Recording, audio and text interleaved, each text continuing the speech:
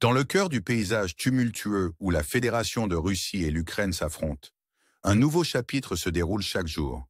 Alors que nous plongeons dans les dynamiques complexes de ce conflit en cours, nous nous retrouvons transportés dans la région du Donbass, un point focal critique. Les forces militaires russes, en particulier la 114e brigade, réalisent des avancées progressives, capturant des sections de la route parmi les ruines d'Andrivka, poussant la ligne de front vers le nord de 150 mètres.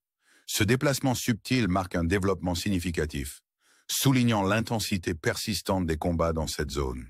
À quelques kilomètres au nord, dans la localité de Kourakové, la récente capture de Sribne par les militaires russes les a enhardis à lancer des attaques sur le village voisin de Sapouricia. Ce village, à ne pas confondre avec la ville homonyme sur le fleuve Dniepr, a déjà été témoin de la présence de troupes russes. Des images de drones révèlent les forces russes occupant la partie est du village, faisant face à une résistance farouche de la 59e brigade d'assaut ukrainienne. Ces preuves soulignent le contrôle de l'infanterie russe sur des sections de Sapouricia, avançant jusqu'à 500 mètres vers l'ouest. La ligne de front ici a également connu de légères modifications, avec des batailles pour le contrôle qui s'intensifient. Les forces russes, y compris la formidable 90e division blindée, ont lancé une offensive, bien que non sans incident. Un malheureux accident impliquant le 6e régiment de chars a entraîné l'écrasement d'un véhicule militaire russe par un char dans la ville occupée de Louhansk, à seulement 20 km derrière la ligne de front. Cet incident, survenu si près de la zone de conflit, souligne la nature précaire des opérations dans cette région volatile. Pendant ce temps, dans la région de la rivière Salon, des blogueurs militaires russes revendiquent la capture du village d'Uzbenivka, bien que ces rapports restent non vérifiés. La situation reste fluide, avec le potentiel de conflit près de la localité voisine de Novalexandrivka.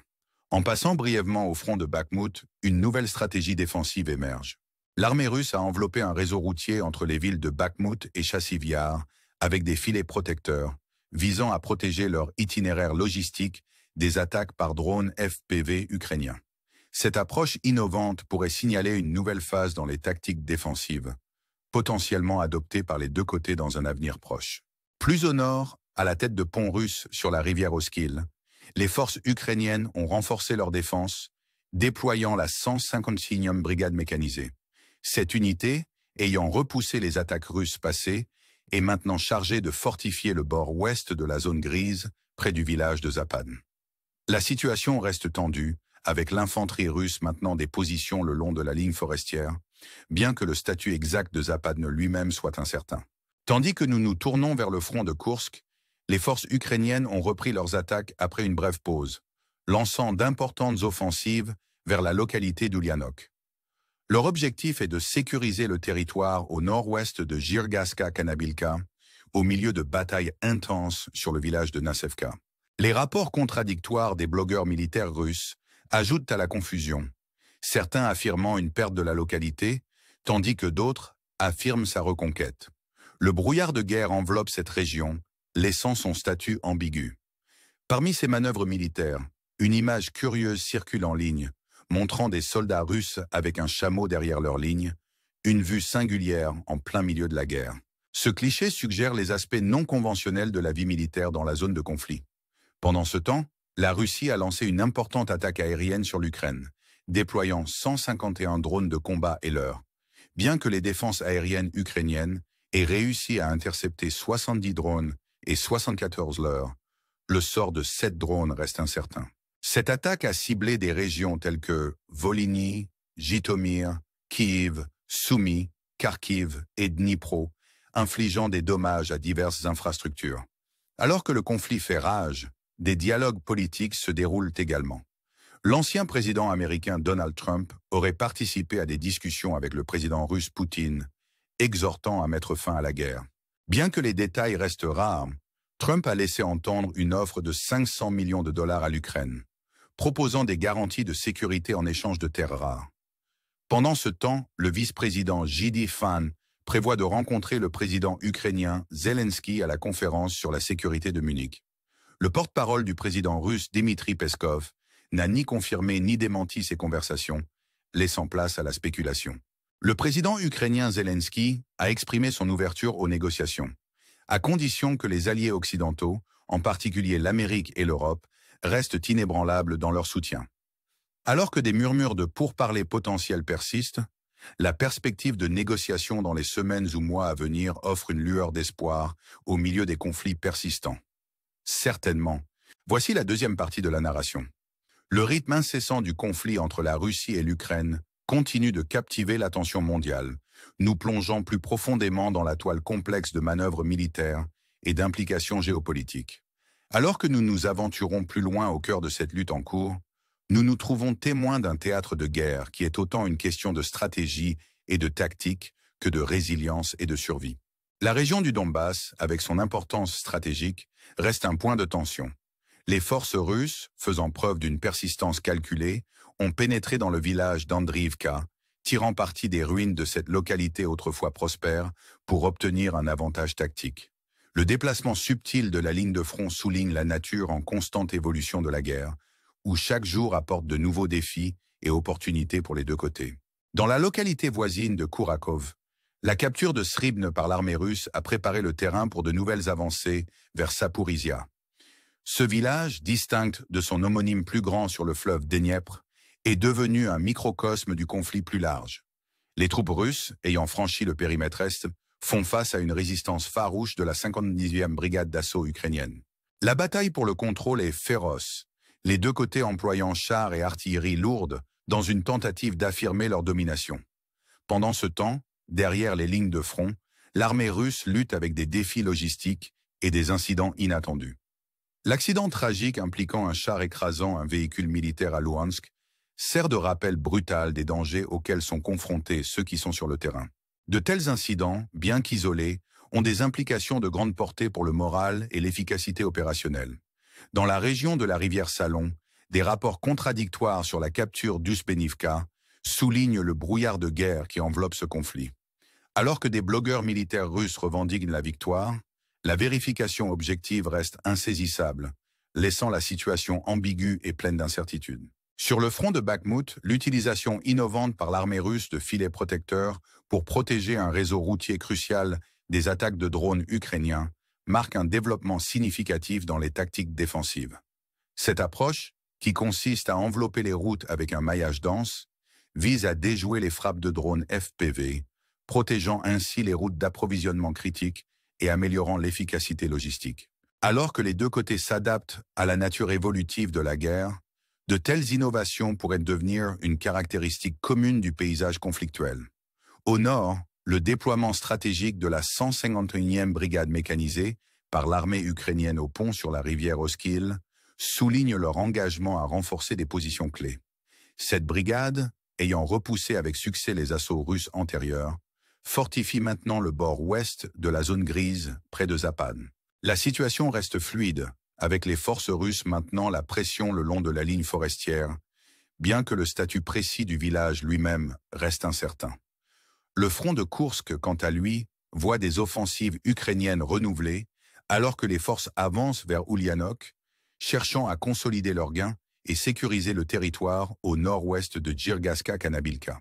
La bataille pour Nassevka reste contentieuse, avec des comptes rendus contradictoires de blogueurs russes ajoutant à la confusion.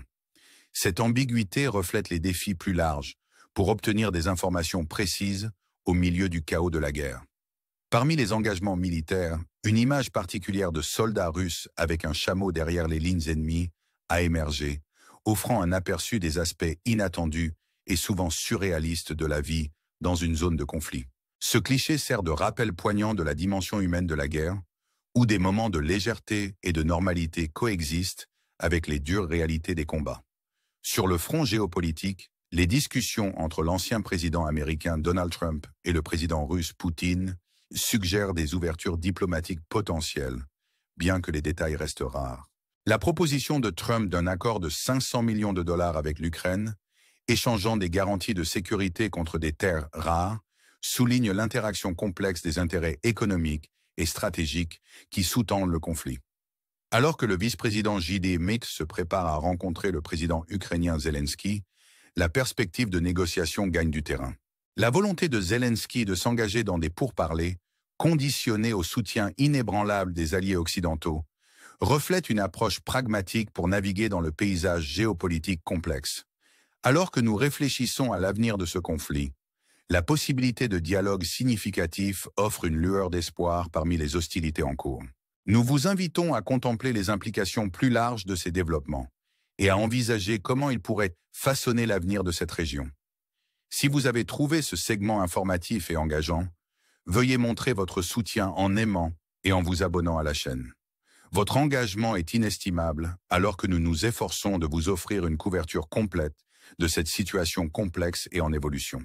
Merci de nous avoir rejoints et nous sommes impatients de continuer ce voyage ensemble. Jusqu'à la prochaine fois, prenez soin de vous et restez informés. Alors que nous continuons à explorer le récit en cours du conflit entre la Russie et l'Ukraine, nous nous retrouvons plongés plus profondément dans la tapisserie complexe de la stratégie militaire, de la résilience humaine et des manœuvres géopolitiques. Les dynamiques en constante évolution de ce conflit servent de rappel frappant de la complexité et de l'imprévisibilité qui définissent la guerre moderne. Dans la région du Donbass, l'avance méthodique de l'armée russe à travers les ruines d'Andriivka illustre leur persistance stratégique. La poussée incrémentale vers le nord, bien que modeste en apparence, souligne la nature implacable de la campagne et son impact sur le paysage local. Chaque pas en avant témoigne de la détermination durable des forces embourbées dans cette confrontation à enjeux élevés. Pendant ce temps, à Kourakove, la bataille pour Sapourissia continue de s'intensifier. Avec des troupes russes ayant franchi le périmètre est, la 59e brigade d'assaut ukrainienne reste inébranlable dans sa défense. Les escarmouches intenses, caractérisées par des engagements de chars et des échanges d'artillerie, mettent en évidence la férocité du conflit et la détermination des deux camps à maintenir le contrôle de cette zone cruciale. En coulisses, des défis logistiques et des incidents imprévus ajoutent des couches de complexité aux opérations de l'armée russe. L'accident malheureux impliquant un char et un véhicule militaire à Louhansk sert de rappel sobre des risques inhérents et des imprévus auxquels sont confrontés ceux sur le terrain. De tels incidents, bien qu'isolés, soulignent les défis plus larges de maintenir la cohésion et le moral au milieu du chaos de la guerre. Dans la région de la rivière Salon, la situation reste enveloppée d'ambiguïté. Les comptes rendus contradictoires sur la capture d'Uzbenivka par des blogueurs militaires russes contrastent avec l'absence de vérification objective, laissant les observateurs face aux réalités incertaines de cette zone contestée. Ce brouillard de guerre, une caractéristique du conflit, complique les efforts pour discerner l'état réel des affaires sur le terrain. Sur le front de Bakhmout, l'utilisation innovante par l'armée russe de filets protecteurs pour protéger un réseau routier crucial des attaques de drones ukrainiens représente une adaptation notable au champ de bataille en évolution. En enveloppant les routes avec un maillage dense, les forces russes visent à atténuer la menace posée par les drones FPV, améliorant ainsi la sécurité des routes d'approvisionnement vitales. Cette approche novatrice reflète l'évolution continue des tactiques en réponse aux défis posés par la guerre moderne. Au nord, le déploiement de la 151e brigade mécanisée au pont sur la rivière Oskil souligne l'engagement de l'armée ukrainienne à renforcer des positions stratégiques. Cette brigade, ayant efficacement contre les assauts russes antérieurs, fortifie maintenant le bord ouest de la zone grise près de Zapan. Bien que le statut précis du village reste incertain, la fluidité de la situation exige une vigilance constante et une adaptabilité. Alors que nous nous tournons vers le front de Koursk, les forces ukrainiennes ont intensifié leurs offensives, avançant vers Ulyanok pour sécuriser et consolider leurs gains. La bataille pour Nassevka reste une question contentieuse, avec des rapports contradictoires de blogueurs russes contribuant à l'incertitude. Cette ambiguïté met en évidence les défis plus larges pour obtenir des informations fiables au milieu du brouillard de guerre, où vérité et perception se confondent souvent. Parmi les engagements militaires, une image frappante de soldats russes avec un chameau derrière les lignes ennemies offre un aperçu des aspects inattendus et souvent surréalistes de la vie dans une zone de conflit. Ce cliché sert de rappel poignant de la dimension humaine de la guerre, où des moments de légèreté et de normalité coexistent avec les dures réalités des combats. Sur la scène géopolitique, les discussions entre l'ancien président américain Donald Trump et le président russe Poutine continuent de capter l'attention, suggérant des perspectives diplomatiques potentielles. Bien que les détails restent rares, la proposition de Trump d'un accord de 500 millions de dollars avec l'Ukraine, offrant des garanties de sécurité en échange de terres rares, souligne l'interaction complexe des intérêts économiques et stratégiques qui sous-tendent le conflit. Alors que le vice-président JDFI se prépare pour sa rencontre avec le président ukrainien Zelensky, la possibilité de négociation se profile à l'horizon. La volonté de Zelensky de s'engager dans des pourparlers, conditionnés au soutien inébranlable des alliés occidentaux, reflète une approche pragmatique pour naviguer dans le paysage géopolitique complexe. La perspective de dialogue significatif au milieu des hostilités en cours offre une lueur d'espoir, suggérant la possibilité d'une transition vers la diplomatie et la résolution. Alors que nous réfléchissons à la trajectoire future de ce conflit, nous sommes rappelés des complexités et des défis durables qui définissent dans cette région. L'interaction complexe de la stratégie militaire, de la résilience humaine et des manœuvres géopolitiques continue de façonner le récit, offrant des aperçus sur les implications plus larges pour la scène mondiale. Nous vous invitons à réfléchir à ces développements et à envisager leur impact potentiel sur l'avenir de cette région. Si vous avez trouvé ce segment perspicace et stimulant, veuillez montrer votre soutien en aimant et en vous abonnant à la chaîne. Votre engagement est crucial alors que nous nous efforçons de fournir une couverture complète et opportune de cette situation en évolution. Merci de nous avoir rejoints dans ce voyage et nous sommes impatients de continuer à explorer ces dynamiques complexes ensemble. Jusqu'à la prochaine fois, restez informés et prenez soin de vous.